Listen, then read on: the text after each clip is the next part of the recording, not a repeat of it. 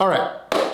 Over the last 10 plus years, I've worked through and dealt with anxiety and imposter syndrome. And thanks to a couple big breakthroughs, I've made huge progress on both of these things. And I think they're largely under control. Now, my progress with these was not linear. So it's not like things got better a little bit every day over the last decade plus. What happened is there are a few instances along the way that have allowed me to make major jumps in terms of progress. And that's what we're going to talk about in today's video. I'll go over the biggest aha moments so that you can take them and use them right away. And even if you don't suffer from these things, I still think it's worth watching because a lot of this is about enhancing your experience at work. So as we think about the structure of this video, I'm going to take you through it, just how I've been living it the last 10 plus years. First, I'll give you a quick overview of when I realized I had a problem with both of these things. Then I want to talk about the insight that I had that allowed me to pick a direction to move in to try and fix these problems. Then what I learned that really helped me deal with these. And finally, the optimization. So I learned this way to deal with this back like 6 years ago. And since then, I've really honed in the strategy and we'll share that with you all. Now, at the end of this video, we'll go over something called the anxiety playbook. That's what I call it. And we're all humans. We all get anxious. So for me, I keep this like playbook of things that I know work for me to reduce anxiety. And I'll just share that with you and you can take what you want from it and use it as inspiration, or you can just use the whole thing, whatever you want. Anyway, let's go ahead and get started and I'll walk you through when I really knew that I had a problem with both of these things. Everyone's experience with anxiety and imposter syndrome is different. I'm gonna give you a quick overview of when I learned that I had a problem with both of these things. I'm gonna keep this as abbreviated as possible. So I learned that I had a problem with anxiety when I was working in investment banking. It was my first job out of school. I had been there for a couple months and my group got this email that we all had to meet in the conference room. And we go to the conference room and this guy who I had never seen before comes in and he tells us that we have 15 minutes to pack up our desks because my entire group had been laid off. I started thinking about not being able to find another job or not having career services. And while I was thinking about this, I manifested these physical symptoms. I had shallow breathing. My heart rate started increasing. I started sweating. I knew that my physical symptoms were getting out of control, but I just didn't know how to stop them. And that was the concerning thing. So I was sitting in this room and I was like checking my pulse, and I don't know if I had a panic attack, but it felt like one. So let's call it like right on the border there. And as I was packing up my stuff for the 15 minutes and as I was herded out of the office, I walked out and I realized I was scared of what had happened. I had absolutely no control over how the anxiety just took over my body. And that motivated me to look for solutions for how to deal with these types of scenarios or these high stress situations in the future. Imposter syndrome came shortly after because I was looking for a job and I was talking to all of these recruiters, and the recruiters were not taking me seriously. Even though I went to the University of Texas and I had, a nice resume and good experience, I was competing against people from Harvard and Princeton and Stanford. And those people were the ones that were getting the jobs. They had these crazy academic accolades that I just didn't have. So the recruiters didn't take me seriously. I started to wonder if I even belonged in the city and in the industry where I was already working. I caught a bad beat, and a couple months later, I no longer believed that I had the abilities to work there. And that's when I realized, looking back on it, that I was facing imposter syndrome. All right, we'll save the career stuff for another video, and I'd rather just check in on where we are with the anxiety and imposter syndrome. So anxiety divided into two things. We had work anxiety and life anxiety. And my anxiety outside of work was getting much more under control. I was doing yoga quite a bit. I was meditating every day. And when I wasn't at work and I wasn't feeling the stress of work, then I was fairly relaxed and doing well. When I was at work, my anxiety was still uncontrolled and my management of it was close to zero. My imposter syndrome that I was starting to feel in New York was actually getting worse. And it was getting worse because I was at startups that were doing well. And now I was tasked with interviewing candidates who were the ones that I was told I'd never compete with just a few years ago. And that made me feel really self-conscious. And my imposter syndrome at this point had gotten so bad that I was scared to speak up in meetings. I didn't know if I was worthy of mentoring or teaching the people who were working beneath me. and I felt self-conscious on client calls because I didn't want to sound stupid. All of these things were contributing to imposter syndrome becoming a bigger problem in my life. So work anxiety management, 0. Imposter syndrome management, 0. Life stuff getting a little bit better. I can't remember exactly when the first breakthrough happened, but it might have been a year after working at this startup. And I was thinking about my situation and I realized I had been approaching anxiety and imposter syndrome as separate things. I was meditating for anxiety. I was working on different things for imposter syndrome. And finally I realized maybe these are just symptoms of something else. And my life anxiety was getting better. Like, what's going on in the workplace? And this is gonna sound super simple, but it didn't click for me until then, which is I lacked confidence at work. And this was huge because it gave me a direction. It gave me a hypothesis or like something to work toward.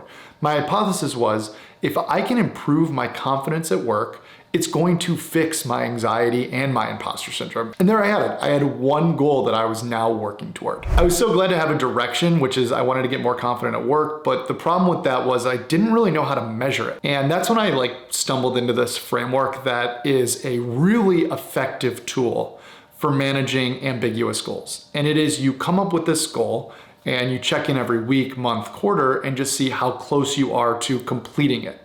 So for me, I would check in and say, okay, I'm at 0% confidence. And maybe the next quarter I'd still be at 0%, but at least I could track if there were things that were getting better. I didn't make my goal just to be more confident at work. I made it a little more specific.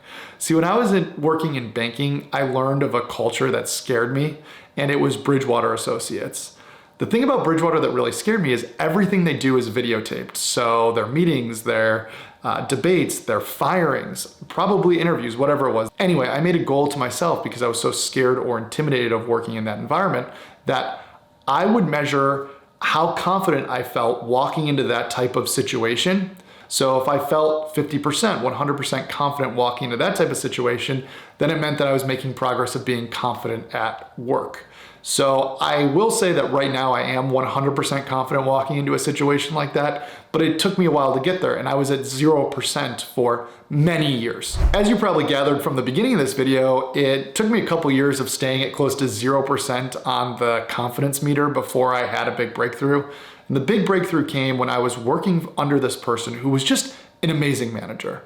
He was so confident in meetings, he knew how to lead our team, and he was always receptive to just chatting with us or giving us his best advice. So finally one day I said, how are you so confident at work? He's like, what do you mean? And I'm like, you do really good work. Everyone's always happy with this type of stuff. You leave early and don't care about stuff like FaceTime because you just know that your performance is speaking for yourself. Are there any tips that you could offer?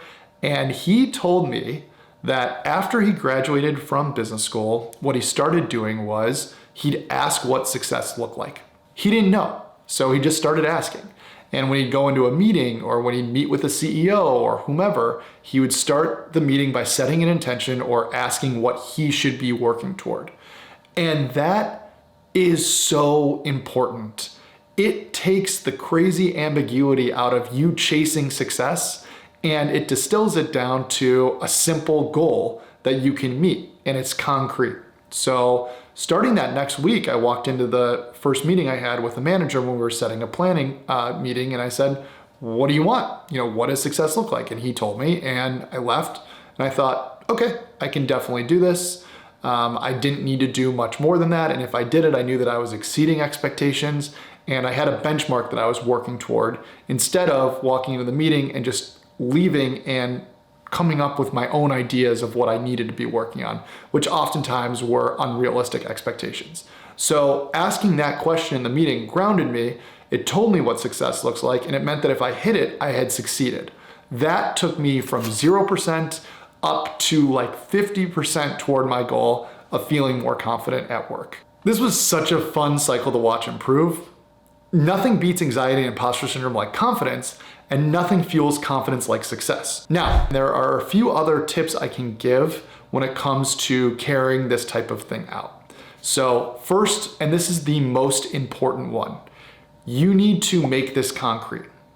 The benefit of this type of exercise is it takes the ambiguity out of success. The only way to turn this winning exercise into a losing one is if you try to define success, but you allow it to be defined ambiguously, because then if you do deliver on what you think is success, well, someone can come back to you and say that's not enough, or you didn't succeed. So what you want to do is you want to define very clearly what it looks like, and that way if you're delivering it, there's no questions asked. You've delivered on success. You can be confident in your performance. The other thing that I'd keep in mind if you're doing this exercise is to keep it open and flexible and collaborative. So if you're setting success and you seem like you're veering off track or you think that it's no longer possible, that's totally fine. Just be transparent about it. Let people know, see if you want to reestablish what success looks like, but don't hold this like a contract. So if you need to move it around, like let people know, and then you can deliver on success when you have a better idea of what's possible and what it looks like. Assuming you're going to move forward and implement this at work and you start asking what success looks like, you are inevitably going to hit one major roadblock. And that roadblock is when people start having unrealistic expectations. And I run into this all the time where I ask what success looks like and someone tells me something that I think is impossible. And normally how I handle this is first I explain right away if I don't think it's possible. Usually this means that I have to come with some concrete evidence. So I'm never pushing back in these cases. I take very seriously what they say success looks like, and then I'll go back and see if it's manageable or if I'm gonna sign up for it. And if I can't, I'll bring concrete evidence as to why. I don't think we can increase revenue 20% this quarter because the most we've ever done is 10%, and that happened once. And you're also trying to reduce marketing, and when we do this, we increase marketing. These are ways that I would have a dialogue with them so that I could understand where they're coming from. And I'd always keep an open mind. Sometimes I overlook things, sometimes they hear me and then are able to come back with something that makes sense also. And it's just productive to handle the conversation this way.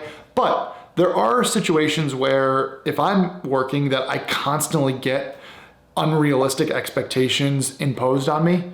And at that point, it's due to a couple potential issues. You could have a manager that's just a bad manager and doesn't know how to set good goals. And that's a real thing and exists more commonly than you probably think.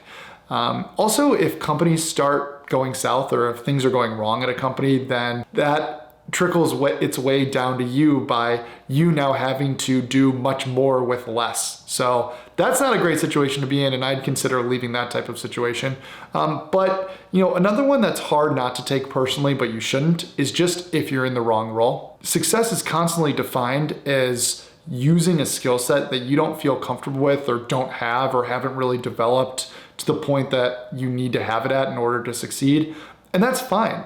There's no harm in leaving that type of role, and it is nothing personal. It shouldn't affect your confidence at all. You should take a step back and say, this role isn't for me. That's okay. I'm gonna learn what I didn't like about this role, and I'm gonna go find another role that is more in my wheelhouse or where I could succeed. Because remember, success at work is just so critical to your confidence and to beating these other things.